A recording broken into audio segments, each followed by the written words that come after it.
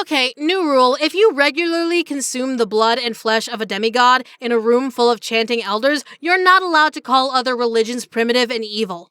This is oddly specific and leaves some very interesting questions unanswered. Catholicism sure does sound weird when you put it that way. The fact that Dante created the most popular image of the afterlife with absolutely no theological basis for it will still be the funniest thing to me. Heaven is internal connection with God, while hell is total separation from him. Anything else is only speculation. Well, actually, hell has layers like an onion, and the devil is big and mean and also frozen. People are fighting, and there's a mountain to get to heaven, and a nice place for babies. Also, I know this because I was there with my friend. I had a dream where I astral projected into hell with the famous poet Virgil, who I am totally best bros with. I wrote a poem about it if you want to read it, I don't know. Thank you, King. I'm commissioning fan art of you. Do you think Jesus ever got many carpenter requests after he started preaching? Like, did everyone ever go up to him and be like, my Lord, and the disciples are all, the master won't do any more miracles today. But obviously, Jesus is like, yes, my child, and they just ask what his basic rate is to fix their door. Nobody talks enough about the fact that Jesus had a day job. He repaired the relationship between humanity and God. He also repaired the table in his friend Mary's house because it wobbled too much.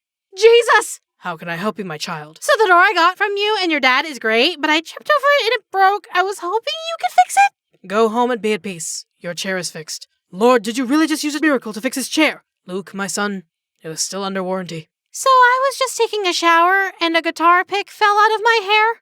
I don't play guitar. Maybe it was God telling you, you rocked. He picked you. I think you struck a chord with the Lord. 3 things Jesus' love will never do. 3 things the grace and love of God will never do.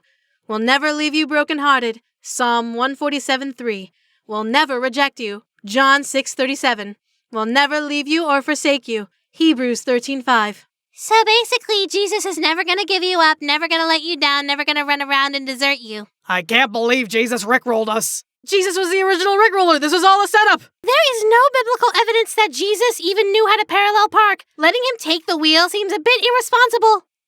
No, you're so wrong. Everybody knows that Jesus drove a Honda, but he didn't like to talk about it? From John 12:49, for I do not speak of my own accord. Ways to look more angelic. Carry flowers everywhere. Pink or gold eyeshadow. Wear long ankle dresses. Soft humming.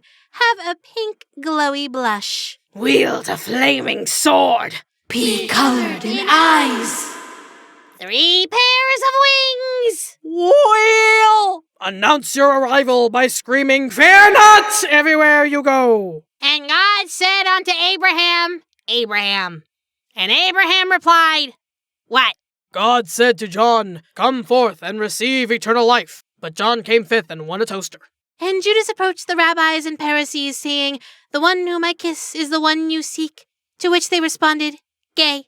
And thus God made Eve, and she was bammin' slammin' bootylicious. See you all in hell! I just attended the Best Passion of the Christ play. As they were nailing Jesus to the cross, the entire thing broke.